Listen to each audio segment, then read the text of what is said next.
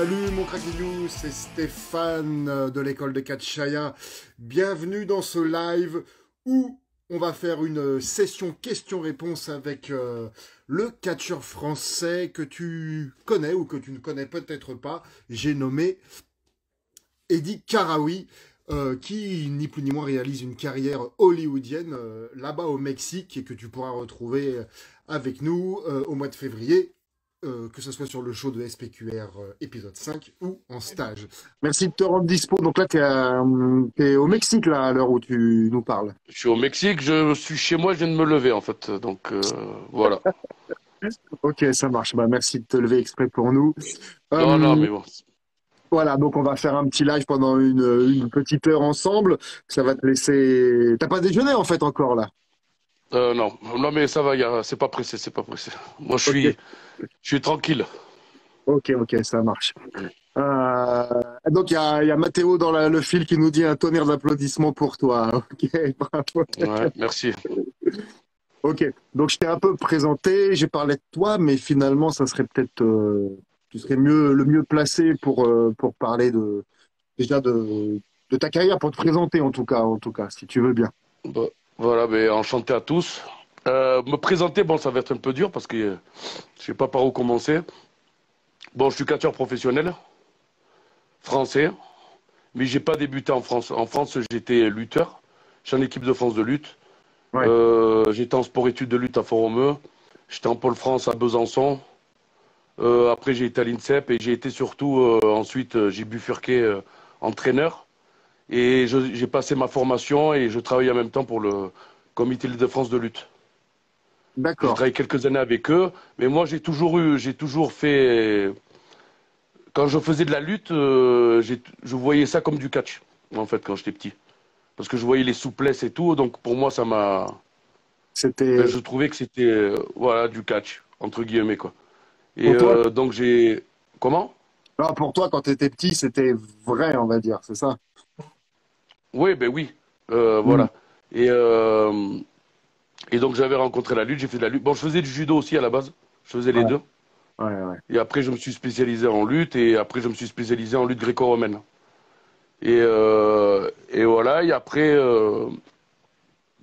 j'étais vice-champion de France de lutte gréco-romaine en moins de 96 kilos et en junior. Et après, ben, je suis parti commencer le catch. En fait, j'ai toujours voulu faire du catch, mais je savais même pas qu'il y avait du catch en France parce qu'à l'époque, il n'y avait pas encore l'Internet et tout. Là, on est en quelle année à peu près, quand tu savais pas qu'il y avait du catch en France? Ah, c'était vers 2006. Ah J'étais jeune ouais, encore. ah ouais, putain, ah ouais. 2006, pardon. Qu'est-ce que je dis, 2006? 96, pardon. Ah oui, 1996. j'allais dire, ouais. Parce que moi, j'étais en sport-études en 98. Et c'est là que j'ai découvert Internet avec une liste des écoles de catch aux États-Unis. Mais moi, je Euh, savais pas qu'il y avait encore des écoles de catch en France. Donc, en plus, moi, ouais, je vivais dans le sud à Sète. C'est une petite ville à Sète. ouais, je connais bien. Et il y a pas grand-chose. Il y avait juste, comme par hasard, un club de lutte. Donc, c'est la Ouais. chance que j'ai eue. Parce que à l'époque, dans le sud, c'était pas trop développé la lutte. Maintenant, c'est beaucoup plus développé qu'avant, mais c'était pas super. Parce que moi, je me rappelle à l'époque, on faisait même les tournois à Marseille et tout. Et les clubs de lutte, même de Marseille, que c'est une grande ville, il était très petit, quoi. Le club de Sète était beaucoup plus gros. Donc, donc voilà, ça c'est un peu le côté chance, parce que toi, tu t'inscris quand t'es petit, t'as pas l'indépendance, t'as des idées, mais après, ça suit pas si t'as pas cette indépendance financière ou t'es un gosse, quoi. Ouais. Donc, il y avait un club de lutte à côté, et j'ai été, voilà, quoi. Et grâce à eux, bon, je me suis développé, je me suis affirmé, on va dire, parce que j'ai trouvé dans la lutte qu'il y avait un bon relationnel, il prenait soin des jeunes, un très bon éducateur, parce que je pense que ça, c'est, pour moi, voilà, c'est ce que je vais parler plus tard, Les c'est que je valeurs. pense que c'est le plus important, voilà, les valeurs, parce que moi, je suis toujours dans cet esprit sport, éducation, sociale. Moi, je suis toujours dans cet esprit-là. Je suis pas trop dans Ouais. le catch star système. C'est pas ma vision des choses. Même si le catch, ça reste quand même entre guillemets du business et sur l'image, le commercial, tout ça. Mais moi, je suis plus sur cet aspect social. Et donc, ça m'a permis de m'affirmer. C'est mes premiers voyages, je les ai fait avec la lutte. Ouais. La première fois que j'ai voyagé à l'étranger en Espagne, j'ai fait avec la lutte. Ma première compète, je l'ai fait au bout d'une semaine de lutte.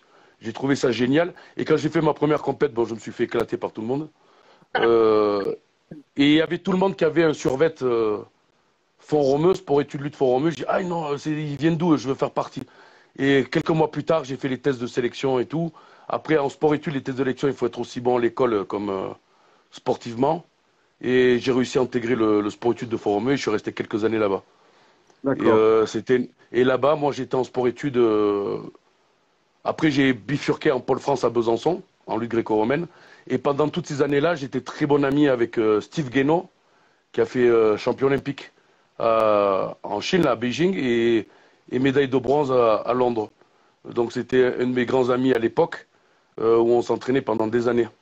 Donc, et l'entraîneur de lutte de Font-Romeu, Pierre Parent, bon, après, des années plus tard, il a disparu, on ne sait pas ce qu'il est devenu. Et c'était un des meilleurs entraîneurs, c'était le premier Français à avoir gagné des tournois de sambo en Russie. Et donc lui, il avait une vision de la lutte où il nous montrait les clés, il nous montrait un peu de tout. Sambo, c'est pieds, il y a Et aussi les pieds-points pour ceux qui savent pas. voilà, en sambo combat. Ouais, ouais. Après, nous, on faisait plus du sambo sportif.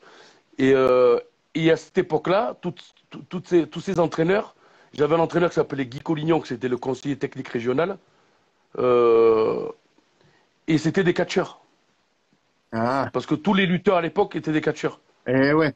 On en revient à ce bénéfice d'être un sportif ou un combattant ou un artiste martial avant de faire du catch. C'est vraiment très Voilà, important. voilà. Et donc, moi, ça a toujours été ma vision de ça. C'est pour ça que je parle de ça, parce que moi, après, il y a eu la période de l'UFC, et surtout la période qui a fait un boom en France, le Pride au Ouais, Japon, le ouais. Pride FC. Moi, j'ai vu ça, j'étais comme un dingue, et j'achetais les magazines Karaté Bushido. Après, il y avait les magazines Combat Bushido. Tu avais même un magazine à l'époque Gladiator. Oui, c'est Là, vrai. c'est C'est vraiment vrai. vieux, hein. C'est vrai, J'avais c'est ces vrai. magazines-là, et moi, je comprenais pas, je voyais ça, j'avais l'impression que c'était des catcheurs, parce que je voyais surtout les images. J'avais pas Ouais. vraiment toutes les vidéos. C'est après, des années plus tard, que j'ai vu le Pride. Et je vois des mecs qui disaient catcher, catch wrestling, tout ça. Et en fait, c'était les catcheurs japonais, le style réaliste de catch. Ils allaient au MMA. Moi, quand j'ai vu ça, ça m'a fait un tilt avec les Ken Shamrock et tout. Et j'ai voulu faire ça. Donc, du Ouais. coup, et j'étais plus fan de ça que de la WWE, en fait. Et du coup, avec le Pride FC et tout, moi, je rêvais de catcher au Japon et de faire du MMA au Japon. Et donc, du coup, je suis parti aux États-Unis. Et, euh, et je suis rentré Là, dans l'école quand tu pars aux États-Unis, on est en quelle année là, du coup? Quand tu pars aux États-Unis? 2007. Ah ouais, il a fallu un petit presque 10 ans, quoi. Ok. Ouais, ouais. Et oui, parce que presque 10 ans, bon, déjà, continuer ma formation. Parce que je vais te dire un truc, quand j'étais à Fort-Romeu en sport-études, j'avais 13 14 ans. Je parlais pas bien anglais, rien du tout, hein. Et j'avais rencontré un Suédois qui faisait de l'escrime, il faisait du pentathlon. Et il parlait très bien anglais. Et je lui disais, j'avais trouvé sur Internet cette liste des écoles de catch aux États-Unis. Et moi, je voulais appeler tout de suite pour aller aux États-Unis. Ah ouais, Et ouais, donc, ouais. je le fais appeler lui avec une carte téléphonique. J'ai dépensé, je sais pas quoi, une carte téléphonique. Et je lui disais, dis-lui que je veux catcher aux États-Unis, tu vois. Et, euh, et après, il me dit, ah ouais, ok, je lui dis quoi? Je leur dis quoi? Ah, mais dis-lui que je suis un lutteur ou je sais pas quoi, là. Et après, il me dit, mais écoute, déjà, fais ton CV, trouve qu'est-ce que tu as de différent par rapport aux autres? Ben, j'ai dit, je sais pas, je veux faire. Il fait, quand tu auras la réponse, tu me rappelleras et j'appellerai. Ah, mais c'est les B.A.-Ba, ça, hein. Ah ouais, génial. Ah, Non, et après ça, ça m'a fait un tilt. Ça m'a fait un tilt dès mes 13 ans. Et donc, à partir de mes 13 ans, j'ai tout fait pour être différent, pour voir catcher. Donc, c'est pour ça que moi, j'ai toujours privilégié les clés, les soumissions et tout. Parce que ça, bon, parce que déjà, j'aime ça. ouais. Et je voyais pas ça souvent. Et donc, j'ai dit, tiens, je vais me mettre sur ça. Et donc, lui m'a fait un tilt d'avoir un CV, de construire une carrière, d'avoir une logique. Pas de dire, ah, je suis fan, je veux faire catcheur et je fais catcheur. Non, lui m'a donné. Et surtout aux États-Unis. Parce que les États-Unis, c'est les numéros un, surtout presque. Tu vois, je veux dire, c'est l'Eldorado, les États-Unis. Et Ouais, j'avais. donc, Hmm. bon, après, je suis au Mexique, donc tu vois, je suis pas aux États-Unis au final. Et, euh, et donc, du coup, après, j'étais aux États-Unis. Et j'ai travaillé pour Inoki. Mais à cette époque-là, moi, je pensais qu'Inoki, c'était la. Parce qu'à l'époque, le dojo de la New Japan, le gros dojo n'était pas au Japon, il était à Los Angeles. Parce qu'Antonio Inoki vivait à Los Angeles. Donc Ouais. moi, quand j'étais là-bas, ben, c'était plus la New Japan. Et en fait, pour te dire, j'étais là-bas pour faire des combats pour faire un tournoi de grappling. Et en fait, je me suis entraîné chez un ancien champion du monde de l'UFC très connu qui catch, qui s'appelle Josh Barnett. Oui. Et lui m'a fait découvrir le catch wrestling. Et moi, tous les jours, j'étais en train de le faire chier. Putain, c'est quand le cours de catch? C'est quand le cours de catch? Il dit, tranquille, tranquille. Et quand on a fait le cours de catch, parce que ça s'appelait catch wrestling, parce qu'ici, il y a un amalgame avec le mot catch. Et en fait, c'était du grappling. C'était de la lutte avec du grappling. Ah ouais. Mais moi, pour moi, c'était du catch aussi.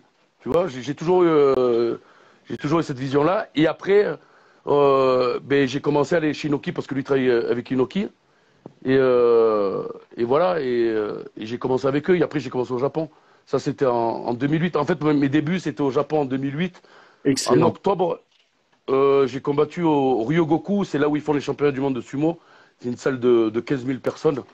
Et j'ai fait mes débuts là-bas. On a fait 3 shows. J'ai fait un rumble, un single match et un match par équipe. Mais t'as tapé dans le dur, dans le haut level directement, en fait, quoi.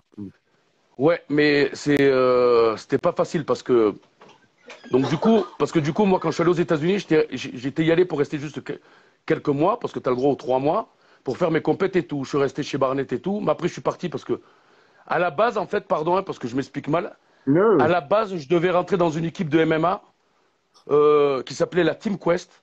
C'était une équipe où c'était que des lutteurs qui étaient spécialisés en MMA. Il y avait Dan Anderson qui a gagné le Pride, l'UFC et tout, le Strike Force, pardon. C'était une Ok. légende. Et je devais aller avec eux. Il y avait un Français qui s'appelait Ferid Keder. Je connaissais plus ou moins. Il me dit, viens avec nous, tu viens à l'aéroport. Je viens te chercher et tu restes là-bas au Team Quest. Et en fait, il a menti. Et lui, il est parti faire un combat au Canada. Et j'appelle le manager. Moi, je parlais pas bien anglais. Il dit, mais qu'est-ce qu'il raconte, Ferid? J'ai aucune idée, moi. Il fait, ben, si tu veux, viens. Mais viens quelques jours. Je peux pas te garder plus. Je sais pas. Moi, je dormais dans un hôtel, un hostel. Pas Ouais. cher, tu vois, des trucs à 20 dollars.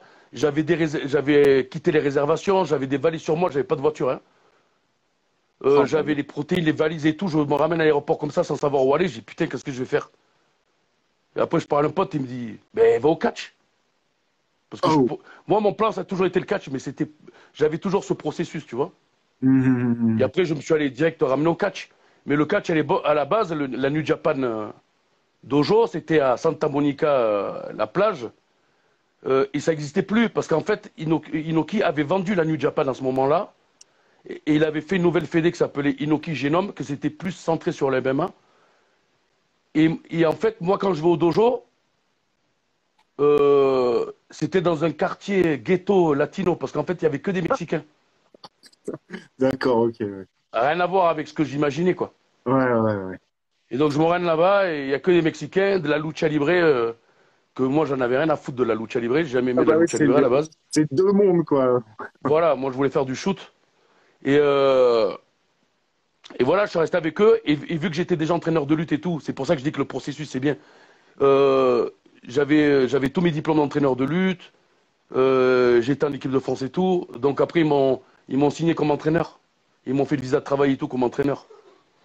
Et après, j'ai Ouais. commencé à travailler avec eux. Et j'ai commencé à aller au Japon. J'ai Putain. commencé à aller au Japon. Mais voilà, moi, ils m'amènent au Japon. Moi, j'ai toujours fait que du shoot. Je vais là-bas, ils me parlent d'un rumble, d'un single match. Je savais pas même pas faire une corde à linge.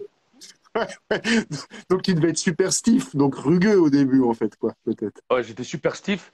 Et je savais pas faire une corde à linge. Ça fait quand tu dis ça? Parce que maintenant, une corde à linge ou un rumble, c'est le plus facile qu'il y a. Ouais, ouais, ouais. Mais toi, quand tu sais pas, t'as pas la même approche du combat. C'était super. Et je me suis dit, mais qu'est-ce que je fous là-bas?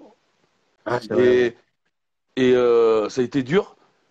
Mais bonne expérience, tu vois. En fait, j'ai appris à chaque fois sur le tas, tu vois. Mais Et du coup, j'étais là-bas t'as dû et réapprendre, en fait, quoi. ben, j'ai dû apprendre sur place, Mm, mm, sur le mm. ring. Et c'est un peu tard pour apprendre, hein. Le moment du show, quoi. Ah, Et, ouais. et donc, du coup, après, c'est fini les 3 shows. Je devais retourner aux États-Unis. Et il y avait des amis qui étaient restés pour catcher à la 01. Et moi, je Ouais. dis, putain, je rêve du Japon, j'ai pas envie de partir. Je suis resté. Je suis resté. Moi, à cette époque-là, j'avais même plus d'argent de côté, rien. Pour rester aux États-Unis, j'avais dépensé beaucoup d'argent. Avec l'argent qu'ils m'ont payé, je suis resté et je La savais pas où technique du dormir. dos au mur. La technique du Non, dos au mur, ouais, t'avais plus le choix, quoi. et, et je savais pas où dormir, hein. Moi, je suis resté au Japon comme un fou, hein. Et en fait, je savais qu'il y avait des cybercafés où tu pouvais dormir dedans. Ah ouais. Genre, je louais le cybercafé 12 heures. Ça me coûtait moins cher qu'une nuit d'hôtel. Et dans les cybercafés japonais, il y a des douches, tu prends du café et tout. Et en fait, en restant là-bas, après, j'ai réussi à dormir dans un autre endroit avec des catcheurs. Et t'as un endroit super connu qui s'appelle la Snake Pit, qui ont formé tous les catcheurs au combat en clé et tout, dont le légendaire Sakuraba qui a gagné tous les Gracie au Pride, qui a Ah fait oui. reconnaître le catch wrestling. Et donc, Ah je me suis entraîné chez eux, chez Billy Robinson. Et quand je me suis entraîné chez eux, en plus, j'étais blessé du show de catch parce que j'ai voulu faire un spot que j'ai inventé dans ma tête, que ça marche pas en réalité. Le mec vient en courant, je lui donne un coup de tête. En fait, je me suis défoncé la nuque moi tout seul. J'avais un torticolis pendant une semaine et je suis allé m'entraîner comme ça là-bas. Mais bon, ils ont vu que j'étais technique et tout ça et ils m'ont offert un combat.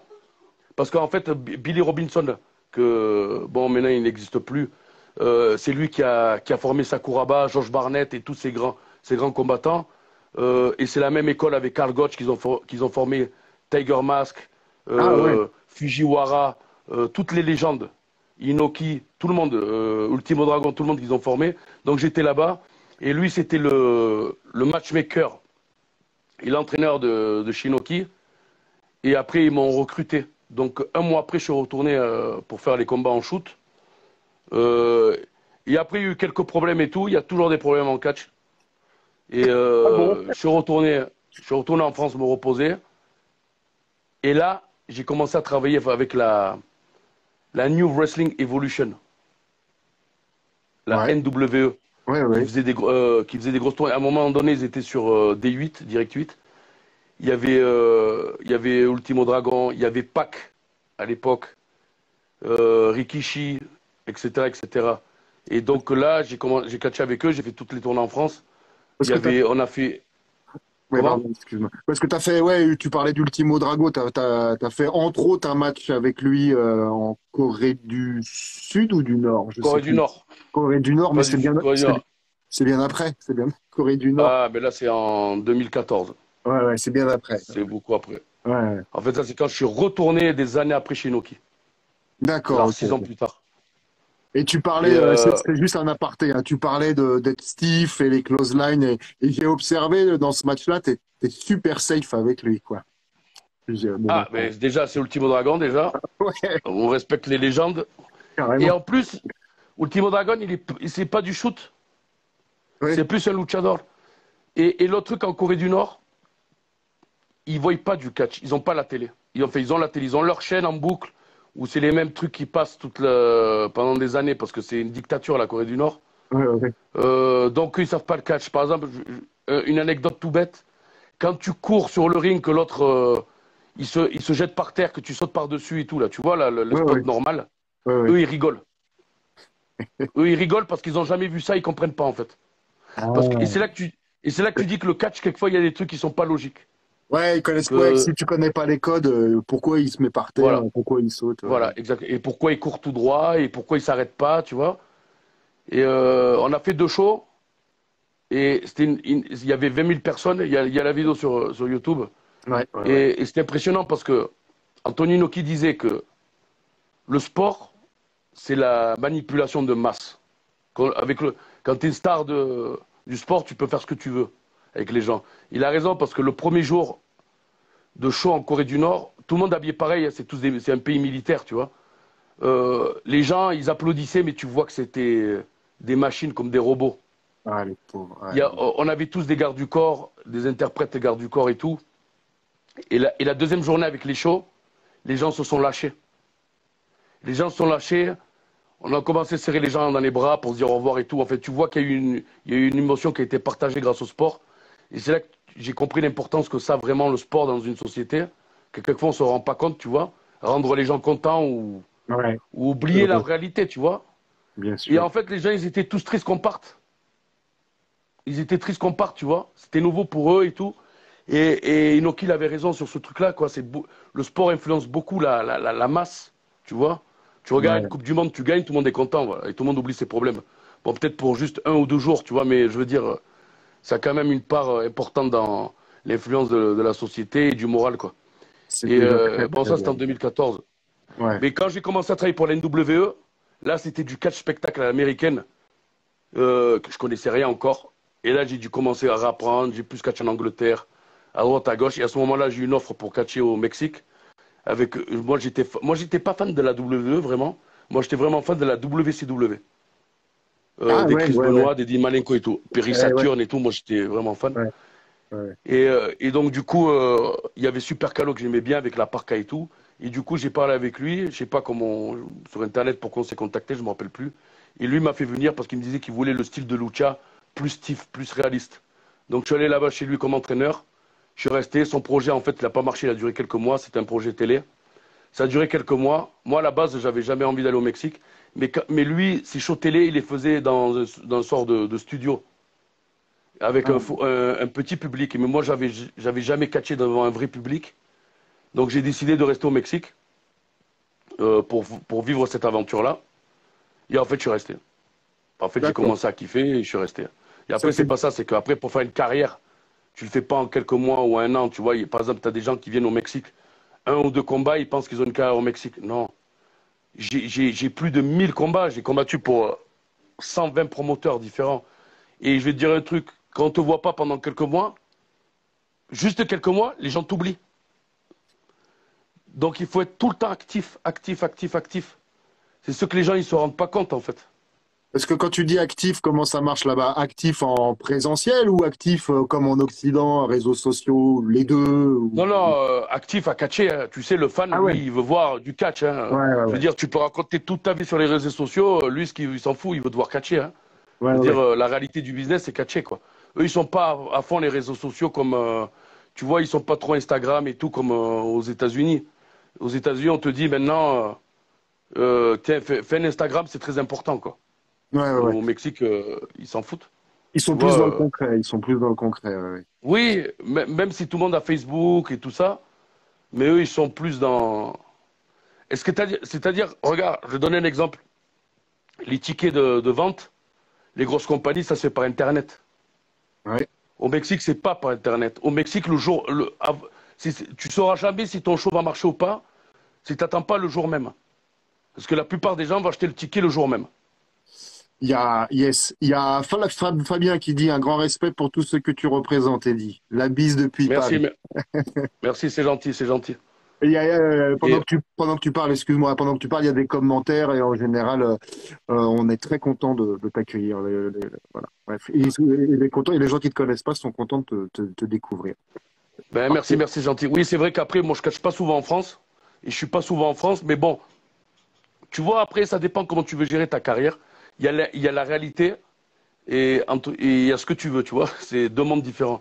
Mais je veux dire, par exemple, moi, au Mexique, moi, j'ai mis une priorité au Mexique, au Japon, parce que c'est les grosses ligues mondiales, tu vois. Et par rapport, c'est quoi la différence? Pourquoi pas les États-Unis? Bien sûr, tu dis à n'importe qui de signer à la 2-2, il va pas dire non, hein. Il faut pas être con. On te paye des gros billets, personne va dire non. Mais après, la réalité, c'est pas aussi facile. Et la réalité, non plus, c'est pas que l'argent. C'est un tout, en fait, tu vois. Et au Mexique, ça reste du sport, tu vois. C'est comme les Japonais. Il y a une commission fédérale de boxe et lucha professionnelle. Tu vois, eux, ils ont toujours cet esprit que pour eux, c'est un sport. C'est culturel, ça fait partie de la culture mexicaine. Ça veut dire là-bas, tu vas avoir des shows dans la rue, tu vas avoir des shows devant les églises. Tu Ouais. as des shows pour les campagnes politiques. Chaque parti politique fait ses shows de catch. Tu vois, c'est des trucs qu'on s'imagine pas en France. En France, on pense que la WWE, ils pensent que c'est que la WWE et ils comprennent pas que il y a plusieurs langues qui existent dans le monde. On parle pas que l'anglais, tu vois, et on voit pas que la WWE. C'est sûr. Les Mexicains, ils ont leur propre star, leur propre légende. Ils ont, tu vois, il y a John Cena, The Rock et tout. Bien sûr, personne comme The Rock est connu de partout. C'est une star mondiale du cinéma, tu vois. Mais je veux dire, eux, ils ont leur Santo, Blue Demon. Eh ouais. C'est des légendes. Ah Et ouais. ils ont rien à envier aux Américains, tu vois. Et en plus, eux, ils appellent les Américains des bultos. C'est-à-dire, genre, des frics, c'est des mecs qui sont costauds, qui savent pas catcher pour eux, tu vois. Eux, ils le voient Ouais. comme ça. Ils aiment pas le catch américain. Ils aiment leur catch à eux, tu vois. Ils ont leur culture. Et c'est ça que je trouve fascinant du Mexicain, tu vois.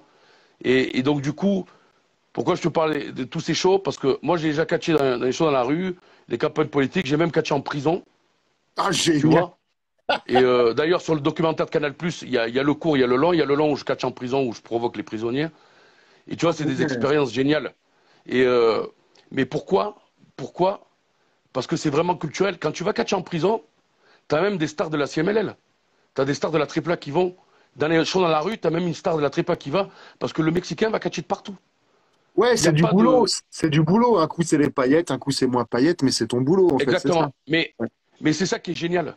Parce que quelquefois, tu vas faire un show de 20 000 personnes. Un show de 20 000 personnes, c'est énorme. C'est l'apothéose.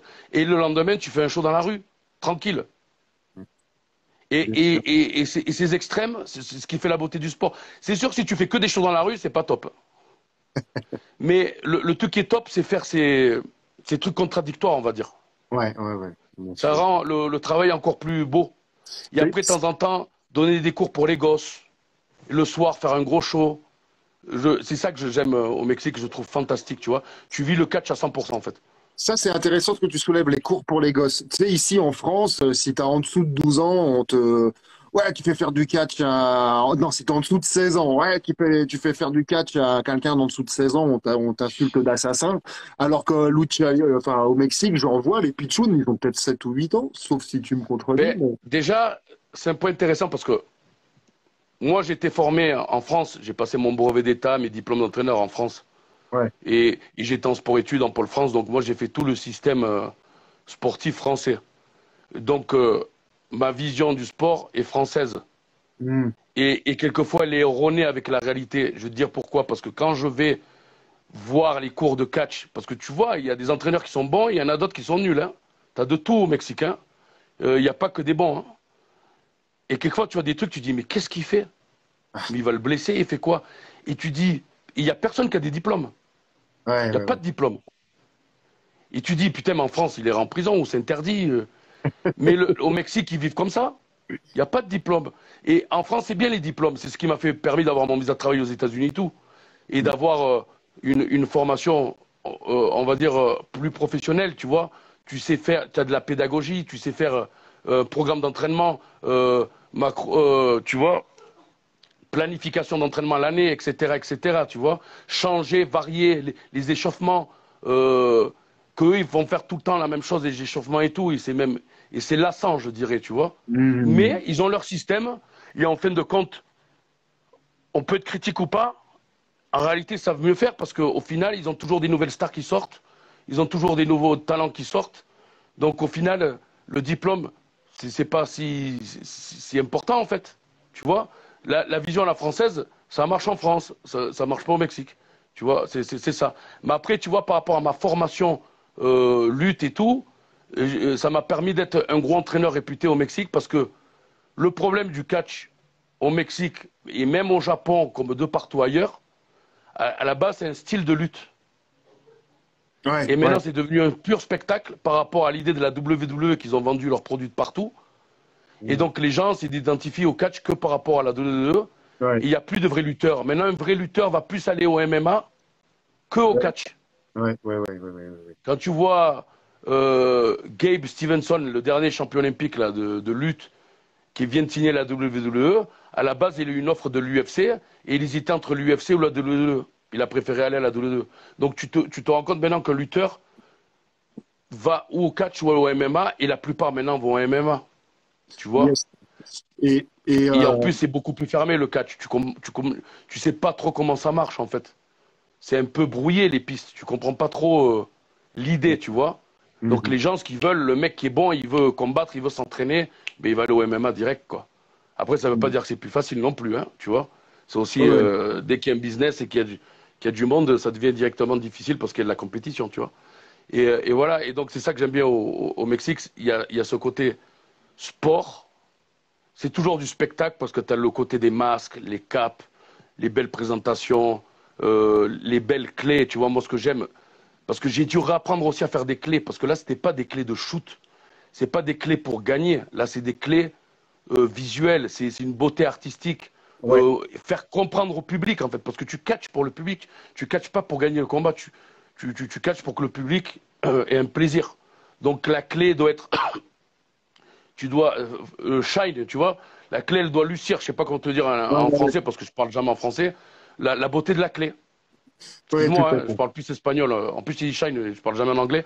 Mais voilà, donc c'est tout un travail de réadaptation qu'il faut faire. Parce que à la base, le style de lucha classique, c'est du catch wrestling, c'est le style de clé à la base. Et Ouais, après, ouais. après les premiers à faire la voltige, c'est une personne qui s'appelle Matematico, qui faisait la Matematica. D'ailleurs, on le verra dans l'entraînement. Et c'est le premier à faire la voltige. Super Astro et d'autres. Super Astro, c'est comme un petit Rey Mysterio. Et c'est les premiers à avoir fait de la voltige, tu vois. Et après, Ouais, il y a ouais. eu l'ère de Mystico, que ça a été une des dernières idoles. Et après, tout le monde a voulu copier le style de Mystico. Et là, ça a changé la lucha moderne. Mais on en revient toujours au même. De faire trop de voltige, ça a tué le catch aussi, tu vois. Ouais, ouais, ouais, ouais. Et maintenant, ça revient encore aux sources. Il y en a beaucoup qui préfèrent voir les clés et tout, tu vois. Donc, c'est redevenu à la mode. C'est redevenu à la mode tant que ça a été oublié. Quand tu fais des clés, tu dis ah, waouh, c'est différent. Tu Ouais, vois. voilà, Et, voilà. Ouais. et, et ça m'a aidé par rapport à ma carrière, tu vois. Et après, il faut toujours adapter, tu vois. Ce qu'on verra, tu vois, tu peux mettre des clés après des ciseaux de tête, des spots de lucha et mettre ça au milieu, tu vois. Au lieu de mettre une clé dans du chain wrestling, tu mets une clé comme si c'était des gros mouvements, des Ouais, finishes. d'accord, J'appelle ouais. ça plutôt des fake finishes. Ouais, Donc ouais. voilà, tu rends la clé plus euh, euh, Bah, tu la vends, en fait, imposante. quoi. Ouais, tu la vends, en fait, Voilà. tout simplement. Et quand tu parles de l'entraînement, oui, c'est parce qu'on va être ensemble en stage du 14 au 18 février, effectivement. Et donc, c'est toutes ces petites choses-là, ou ces belles et grandes Voilà, choses-là moi. qu'on verra. Et donc moi au Mexique, bon, pour faire court, j'ai travaillé pour une centaine de promoteurs. J'ai travaillé au début pour les Perros del Mal, que c'était une grosse indie. C'était vraiment une grosse. C'était genre en fait à la base c'est comme si tu dis le Bullet Club. Ouais, Ça a été la plus grosse, je sais même plus comment on dit, groupation. structure, on appelle ça injustement fédération, mais Non, ouais, la non, plus grosse. mais comme le Bullet Club, on appelle ça comment Ah, là, ces oui, oui, oui, groupes-là. oui, équipe, team, Voilà, voilà, c'est la voilà, plus grosse gang. team du Mexique, c'est toujours la plus grosse. Les derniers, ça a été Pentagone et tout, tu vois. Et bon, j'ai Ouais, travaillé avec eux. Les premiers shows en public, j'ai fait avec eux. Pour l'expo mondiale de lucha. Avant, il y avait une expo mondiale de lucha chaque année où toutes les fédérations mexicaines se rejoignaient ce 3 jours.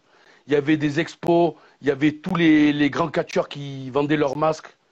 Ça n'existe plus, hélas. Et j'ai découvert là-bas, j'ai fait les contacts et tout, et j'ai catché pour les Perros del Mal. Il y avait 5000 personnes, show télé. En même temps, derrière, il y avait d'autres petits shows. C'était vraiment énorme, un truc de ouf. Quand ça j'ai vu ça, ressemble, je dis putain, il faut que je reste là, quoi.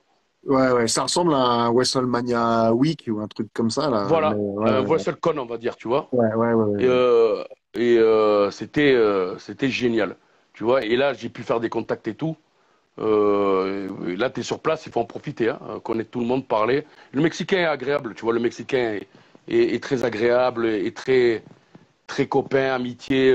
C'est vraiment, c'est une bonne culture qu'ils ont, les Mexicains, tu vois. C'est Et latin. donc, c'était. Comment? Non, je disais c'est latin, quoi. Enfin, normalement.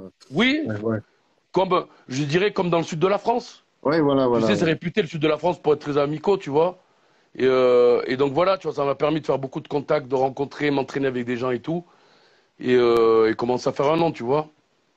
Et tout ça pour te dire, bon, j'ai travaillé pour la CMLL. J'ai fait des gros shows télé de la CMLL des vendredis, là, les Viernes Espectaculares. Et en même temps, j'ai fait des gros shows télé, ils se sont associés avec une fin indie qui s'appelait Lucha Libre Elite. Et ça a fait retourner la CMLL sur la grosse chaîne télé. C'est comme si tu disais TF1. Yes. Et j'ai fait plusieurs. La CMML, pour ceux qui ne connaissent pas, c'est la VVE du On va Mexique, dire ça, quoi. en fait, Ouais. au Mexique, c'est comme s'il y avait deux VVE, la AAA et la CMLL. Et la CMLL, c'est la plus vieille fédé de catch au monde, elle a plus de 80 piges. Et c'est la seule fédé au monde qui a ses propres arènes de catch. Elle a l'Arena Mexico qui c'est de 20 000 personnes, l'Arena Coliseo qui est de 5 6 000 personnes, voire plus. Et tu as l'Arena Coliseo de Guadalajara, une ville, et de Puebla, c'est des arènes aussi de 5000 personnes. Avant, ils avaient au moins une quinzaine d'arènes, mais le catch a aussi ralenti au Mexique, ils ont vendu ces arènes, tu vois. Mais il y a la plus grosse, que c'est l'Arena Mexico, qui fait presque 20 000 personnes.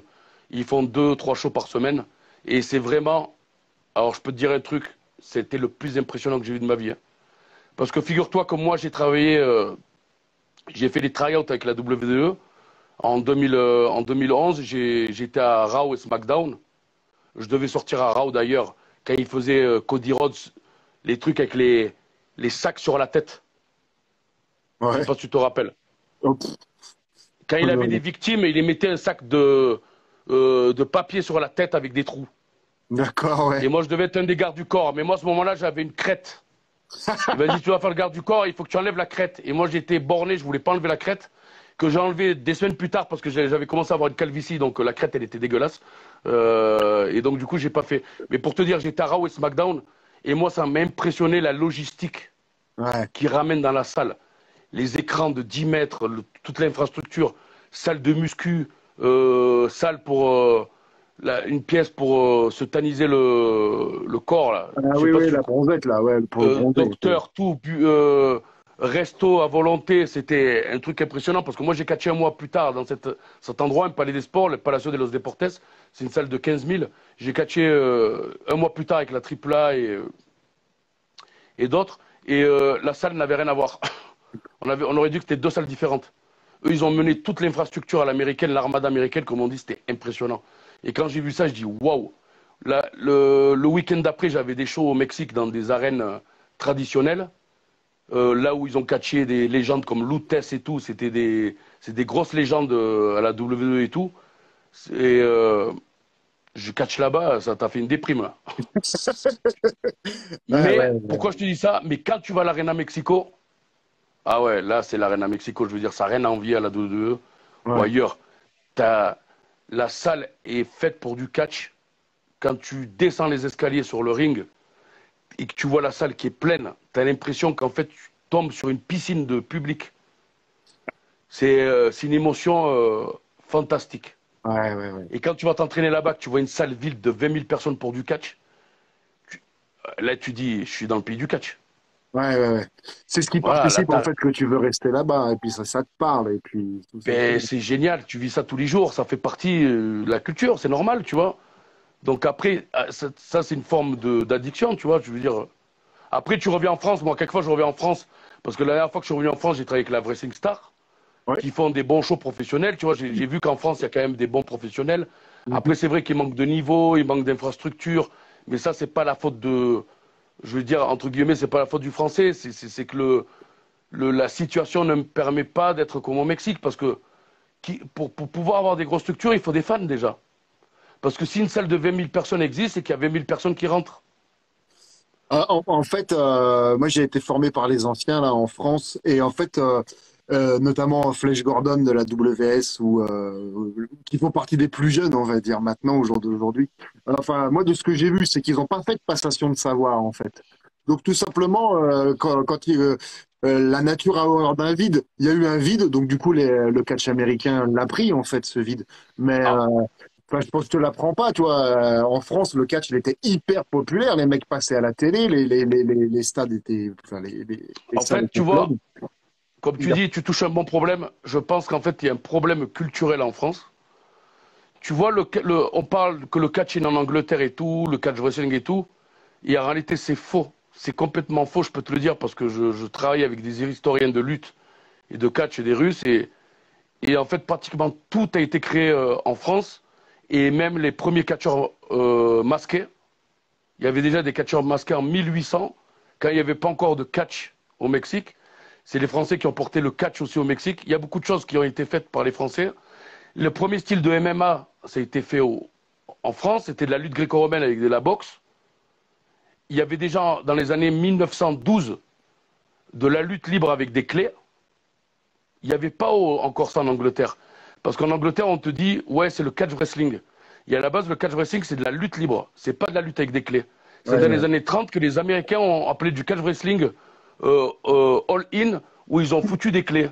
Et après, ils ont fait l'amalgame avec des Anglais, tu vois. Et ça, si tu vérifies sur Internet, tu peux trouver, mais il faut faire des recherches. Et en fait, le problème, c'est que les Anglais, ce qui sont très forts, c'est qu'eux, ils ont institutionnalisé le sport. Ils ont codifié le sport. Et les Français, Ouais. ils n'ont jamais rien codifié. Et donc, on s'est tout fait piquer. Et on en revient au même. Pourquoi? Parce qu'on ne transmet rien. On ne sait pas transmettre. Et je sais, peut-être c'est pas une question qu'on ne sait pas parce qu'il y a du savoir en France. C'est que ça n'intéresse personne en fait. Et comme tu le dis, Flèche Gordon, j'ai travaillé avec lui 2 ans. Euh, Après, on pense qu'on veut de lui, tu vois. Moi, je suis pas là pour faire des polémiques. Moi, j'aime pas faire des polémiques. Personne n'est parfait. Moi, je suis pas parfait. Euh, Moi, j'essaie de faire du catch, de faire du bon catch et d'essayer de travailler de façon professionnelle et d'essayer de faire monter le truc, tu vois, la discipline, parce que moi, j'ai une vision plus de progressiste, tu vois. J'ai pas une vision égoïste, c'est que le catch, c'est moi. Moi, je pense que ça marche pas comme ça.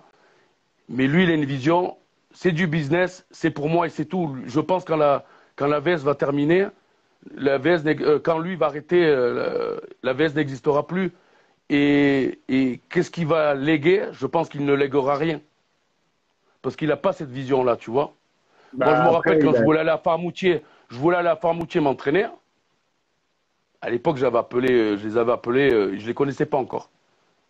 Ouais, mais ouais, c'est pas ouvert. Monsieur Jackie, ouais, mais qu'est-ce que tu veux, t'es qui? Ben, je sais pas, moi, quand tu vas aller voir un club de judo, un club de boxe, on te donne des informations, telle et telle heure, prends ton certificat médical et un chèque, je sais pas, et vas-y, quoi. Ou un essai gratuit, eux, ils s'en foutent. Tu vois, et à partir de là, tu vois qu'il y a un problème. Ils bah, ont sans doute leur raison, ils ont sans doute leur raison pour agir comme ça, tu vois. Je ne vais pas rentrer dans les détails, mais ouais, bon. ça n'aide pas au sport. Mhm. Voilà, au sport de masse, parce que plus la base de la pyramide est large, plus la pointe de la pyramide sera haute. Ouais, C'est ouais, comme ouais, tout à fait. l'infrastructure du judo. Le judo, ils ont gagné beaucoup de médailles parce qu'ils avaient 600 000 licenciés. Je te parle à l'époque. Ouais, ouais, ouais.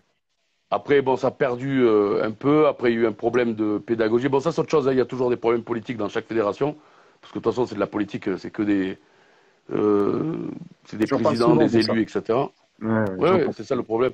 J'en parle Et souvent. voilà, et c'est ça le problème en France, c'est que tout est oublié. Je vais te dire un truc tout bête, hein. Cherche des vidéos du Petit Prince, de l'Ange Blanc et tout sur YouTube, t'as presque rien. Et ouais, là, depuis, mais extrêmement peu, il y en a un peu plus. Mais ça a 2, 3 mois maximum. Mais sinon, Voilà. absolument. Et tu sais Bon, pourquoi? oui, Parce qu'il y a non. des vidéos de bonne qualité, c'est l'INA qui les a, Ah oui, oui, oui. l'Institut national des archives, et c'est censé être c'est un truc du gouvernement, c'est un organe du gouvernement, c'est censé être gratuit, et ils ne mettent pas à disposition les vidéos. Faut payer. Donc on a un trésor, voilà, exactement, on a un trésor national Mhm. du sport national français de l'époque qui Mhm. n'est pas disponible auprès du grand public. Donc à Mhm. partir de là, nous-mêmes, on se met une balle dans le pied, on se met les bâtons dans les roues. Mhm. Mhm. Et voilà. Les Anglais, ils n'arrêtent pas de parler de World of Sport, Tony Sinclair, Johnny Saint, etc. Mhm. Mais nous, on n'a rien à envier. Tu as des vidéos de catch, mais le niveau, il est impressionnant. Mais Où bien tu as, sûr. un niveau de lutte hyper technique, tu as des clés superbes et tu as aussi de la voltige dedans. Et On ouais, parle de voltige des années avant Mystico et compagnie, hein.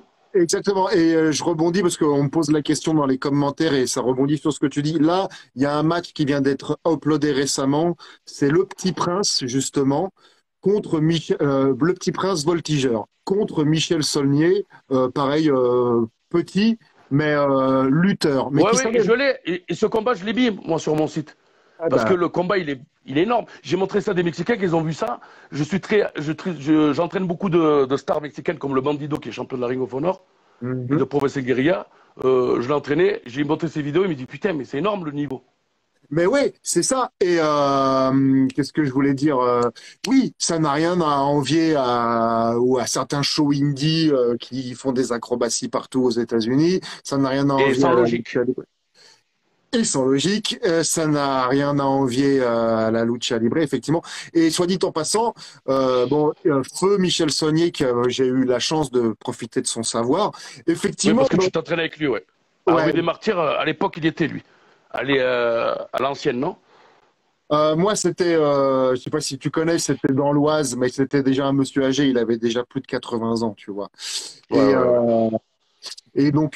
tout ça pour dire. Et donc, dans les coulisses, c'était dit, hein, par exemple, Michel Saunier, il veut pas que tu réussisses, tu sais. Enfin, il veut, tu sais, dans cet esprit de tout garder pour soi.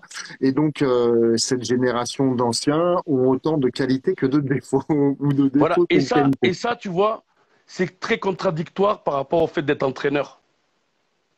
Ouais, ouais, ouais. Parce qu'un entraîneur, c'est pour transmettre son savoir et pour que la personne soit ben, aussi bon que toi, voire plus. C'est le but de C'est ça. transmettre ton savoir, tu vois. Et ça, je le vois au Mexique, tu vois, parce qu'il y a beaucoup de très bons catcheurs. Je ne veux pas dire des noms, ça sert à rien. Il y a des mecs, c'est des très bons catcheurs qui ont été des gros noms au Japon et tout. Et eux, ils donnent des cours. Mais en fait, ils le font que pour l'argent. Ils le font pas vraiment pour cette envie de transmettre. Ils le font, ils vont te transmettre le minimum. Et ils pensent toujours comme un catcheur, en fait. Ils pensent pour lui en premier. Et moi, je pense que c'est ça le problème. Un entraîneur, c'est pas fait pour ça, tu vois. C'est pas parce que toi, t'es un bon catcheur que t'es un bon entraîneur aussi, tu vois. Et les gens Ouais, confondent tout aussi. ouais, Ouais, ouais. mais lui, l'entraîneur, c'est qui? L'entraîneur de Mike Tyson, personne connaissait Cus D'Amato. Et ouais, ouais. Et il y a des, pour rebondir sur ce que tu dis, il y a des mecs, ce qui est mon cas d'ailleurs, il y a des mecs qui sont beaucoup plus doués pour le savoir-faire faire. Je sais pas si tu comprends ce que je veux dire. Oui, Voilà, pour le mais il savoir-faire y en faire. a, ben, il y en a, ils sont plus doués pour enseigner les choses pour la pédagogie Voilà, c'est ça. qu'être catcheurs eux-mêmes. C'est ça, c'est complètement mon cas. Et ça va faire comprendre, ouais, j'ai pas de ceinture de champion, mes couilles. Mais écoute ce que je te dis, fais-le et tu verras, ça marchera. Ouais. Est-ce que tu crois que John Cena et The Rock, ils ont le temps d'entraîner des gens? Et est-ce que tu crois que ça les intéresse? Ouais, ouais, ouais. Pas Tout du à tout. fait. Et par qui ils ont été entraînés? Shawn Michaels a été entraîné par un Mexicain. Voilà, et personne ne le connaissait à la base. Tu vois ce que je veux dire? Donc, les gens confondent un peu tout, tu vois. Euh, et après, c'est toujours pareil. La plupart des grands champions ont été formés par des entraîneurs. Je pense que l'entraîneur le plus dur, c'est celui qui t'apprend les bases. Après, c'est comme le Performance Center. Ils vont entraîner les mecs, mais les mecs savent déjà catcher. Ils vont les poulir. Ouais, C'est comme un sélectionneur d'équipe de France. C'est pas Deschamps qui apprend le football à Mbappé. c'est ça. Mbappé, il a déjà le talent qui a été découvert par son père, par le centre de formation de Bondy. C'est là qu'ils ont fait tout le travail de SAP et la découverte. Tout ce travail en amont, tout ce travail de base, c'est le plus dur en réalité. Et ça a toujours été ces métiers qui n'ont pas été reconnus à sa juste valeur, tu vois. Et Mais ouais, bon, après, ouais, ce sont des polémiques sans fin, tu vois. Parce que le public ne s'intéresse pas à ça et le public ne sait pas comment ça marche derrière, tu vois. bien Mais je veux sûr. dire, voilà. Et je pense qu'en France, il y a ce problème-là de formation. Et le problème que je sens plus en France qu'ailleurs, il y a toujours ce problème entre les fédérations, ce problème. Enfin, fédération, c'est un gros mot. C'est pas des fédérations, c'est des promoteurs et des écoles. Il y a toujours ce problème que ah ouais, mais on travaille pas avec eux. Ouais, on peut pas avec eux. Après, je comprends parce que chaque école, chaque promoteur a sa vision des choses. Je peux avoir ma promo de catch et toi, tu as la tienne. On peut s'entendre, avoir du respect, mais toi, tu as ta vision et moi, j'ai la mienne. Et moi, je veux faire un style de catch plus sur ce côté-là et toi plus sur l'autre côté. Et après, on peut pas travailler ensemble, tu vois.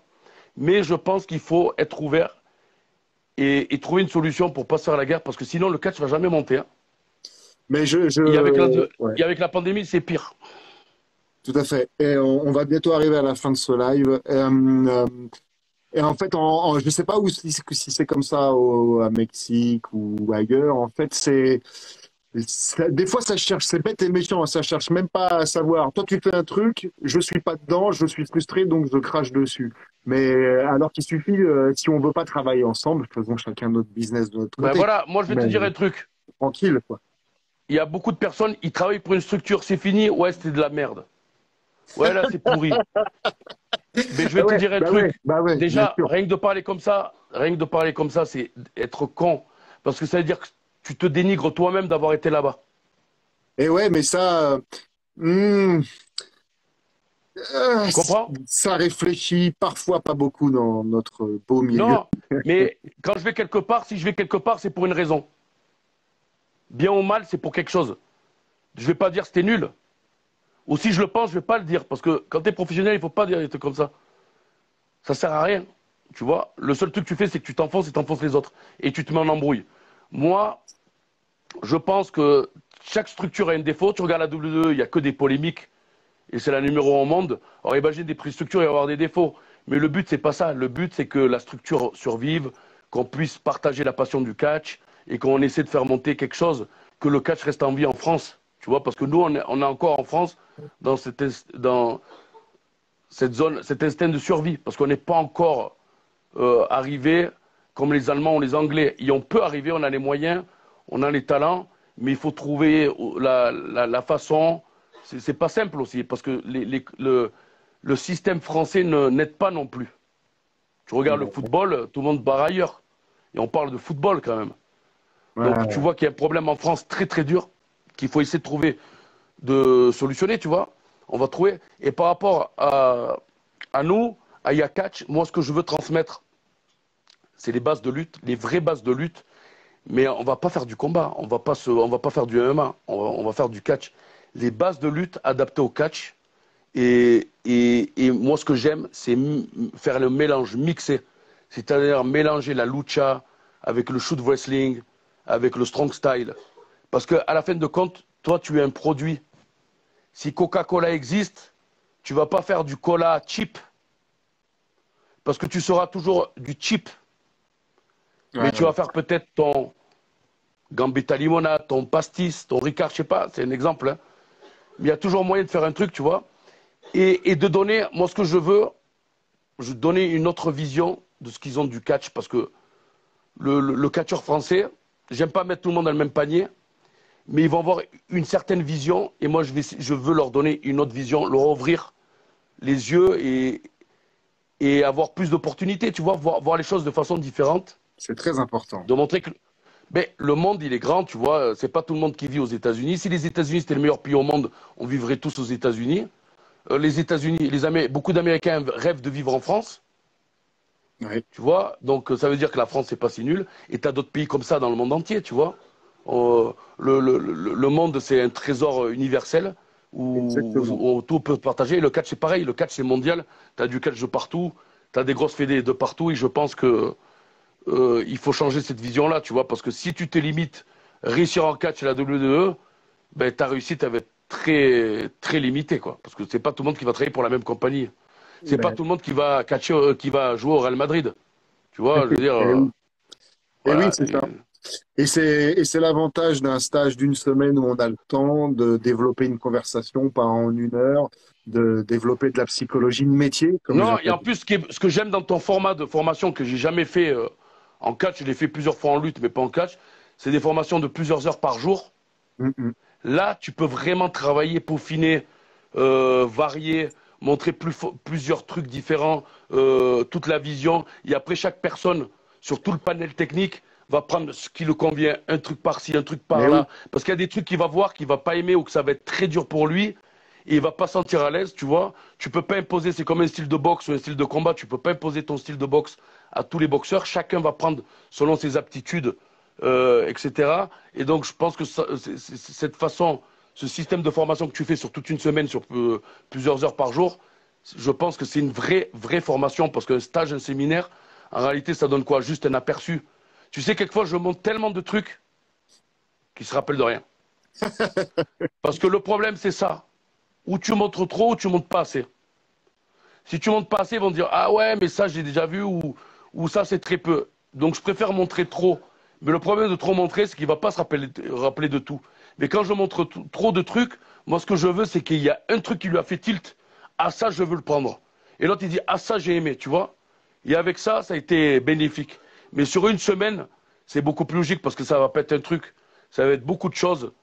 Et surtout, la vision du catch, la vision de la lucha, la structure d'un match, la psychologie d'un match. Tu vois, dans chaque pays, il y a une différence. Quelquefois, tu regardes le catch mexicain avec du 3 contre 3, deux arbitres. on appelle ça des matchs bordel où tu comprends rien.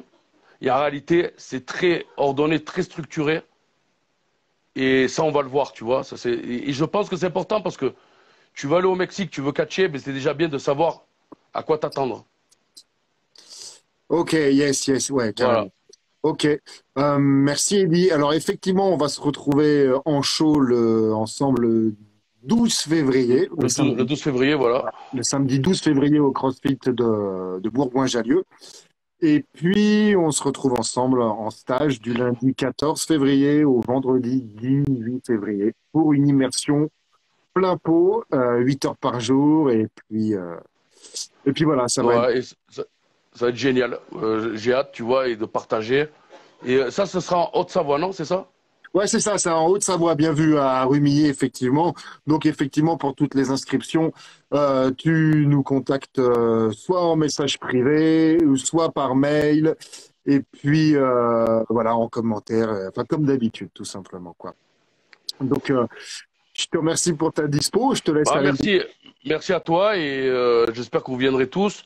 Et bien sûr, sur un live, je peux pas expliquer toute ma carrière, tu vois. Il y a tellement de choses que j'ai Bien fait, sûr. mais moi, mon truc, c'est pas de dire ah, j'ai fait ci, j'ai fait ça. Bien sûr, dernièrement, les gros trucs que j'ai fait, c'est le WrestleMania Week, le Bloodsport, le Ouais, Game Changer Wrestling, c'est la JCW, c'est la top indie du moment, ouais, où j'ai fait le show Bloodsport des soi-disant, entre guillemets, des meilleurs shooters spécialistes en soumission au monde, où le le main match, event, c'était Josh Barnett, l'ancien champion poids lourd mondial de l'UFC contre John Moxley, Dean Ambrose. Donc il y ouais, avait Chavo Guerrero, Rocky Romero, plein de mecs euh, talentueux où j'ai eu la chance de faire un des meilleurs combats du Blue Sport et du WrestleMania Week. C'était un des plus techniques au sol. La vidéo elle est sur YouTube si vous voulez la ouais, voir. ouais, Normalement elle ne ouais, ouais. devrait pas être, mais elle y est parce que normalement c'est payant sur Fit TV. Donc c'était une très grosse expérience. Après sur là j'ai affronté King Mo qui a été champion du monde au Bellator et au Rising, qui est champion du monde de lutte. Où je l'ai affronté à la CCW en Floride où j'ai gagné la ceinture. Et d'ailleurs, je suis un des seuls, je pense officiellement le seul Européen à être champion au Mexique, États-Unis, au Japon. Voilà, ça c'est pas. Moi, tu vois, j'aime pas me la raconter. Le truc, c'est pas se la raconter. Mais il faut dire les choses il faut se présenter, tu vois. Quand c'est Il y vrai, a hein. quand même toujours une fierté parce que ça reste du sport. Ouais. Et donc, moi, mon but, c'est de partager tout ça. Et moi, ce que j'aimerais aussi, c'est qu'il y ait d'autres Français. Moi, ça m'intéresse pas de dire. Tu sais, quand tu veux te la raconter, ça sert à rien de dire que tu es le seul. Tu vois, les Anglais, ils ont Zach Sabre et tout. Moi, j'ai affronté Zach Sabre et tout, et plein de catcheurs techniciens anglais. Et crois-moi, ils sont pas tous aussi techniques. Mais ils ont cette image-là, parce qu'il y a lui, il y a lui, il y a Ouais, lui, il y a ouais, l'autre, il y a l'autre. ouais. Et chacun fait monter l'autre, en fait. Bien sûr. Ouais, ouais. Donc, moi, être tout seul, ça m'aide pas. Il faut qu'il y en ait d'autres. Tu vois? Ça, il faut qu'ils Moi, comprennent. oui, mais exactement. C'est un travail d'équipe, tu vois. Et comment tu veux, pardon, hein, quelquefois j'oublie un peu mon français, quand tu veux présumer, quand tu veux dire, ouais, nous on est fort, si t'es tout seul. Tu peux Bah, pas. Une école de catch française, bon, moi ça me fait plaisir maintenant, tu vois. Tu as des personnes comme Tristan Archer. Moi, la plupart des catcheurs, je les connais pas personnellement. Mais je suis, comme catcheur, on suit tout, tu vois. Mais tu as des personnes comme Tristan Archer, tu as des personnes comme Peter Fischer, il y avait Lucas Di Leo, Tom Laroufa, il commence à avoir des filles comme Amal, Mila Schmidt. Tu en as d'autres, hein. Je ne peux pas dire les noms de tout le monde, j'oublie, tu vois, même à l'APC, il y a beaucoup de travail, dans le Sud, il y a beaucoup de travail. Euh, il y a beaucoup de talents, tu vois. Après, il y en a d'autres qui sont plus exportés, d'autres plus au niveau européen, au niveau national. Mais je pense qu'il n'y a jamais eu autant de talent, tu vois. Moi, j'ai rencontré au Mexique l'Aigle Blanc. Je ouais. trouve qu'il a un très bon potentiel, l'Aigle Blanc. Et il y en a d'autres, tu vois, il y en a d'autres, chaque fois je trouve qu'il y en a d'autres. Mais moi j'ai peur qu'après, j'ai l'impression qu'il va y avoir un creux, tu vois. Et je pense que c'est le moment de transmettre tout ça et de donner un niveau dessus. Parce que tu vois, c'est bien de dire, oui, chez la CMLL, oui, j'étais à NXT, oui, j'étais à Impact, c'est très bien. Mais il faut qu'on ait aussi des champions dans les grosses fédés. Ouais, ouais, ouais, carrément. Il faut qu'on ait des Carrément. main eventers aussi. Ouais, ouais, ouais, tout à Après, fait. c'est beaucoup la politique. Après, il faut que les structures françaises arrivent à avoir des alliances, comme font la WXW avec la Progress.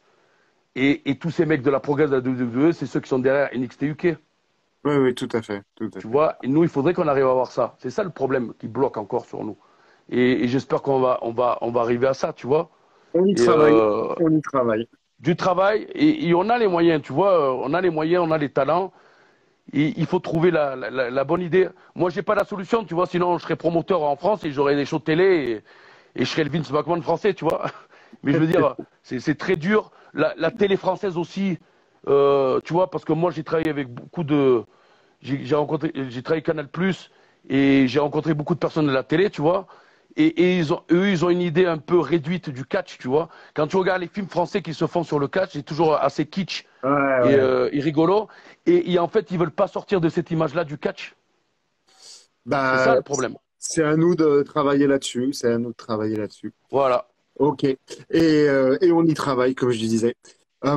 Sur ces belles paroles, donc si tu veux toi aussi t'entraîner avec Eddie du 14 au 18 février, tu nous contactes en message privé sur tous nos réseaux sociaux, YouTube, euh, Twitter, Instagram, Facebook ou par mail, et puis on se fera un plaisir de te répondre.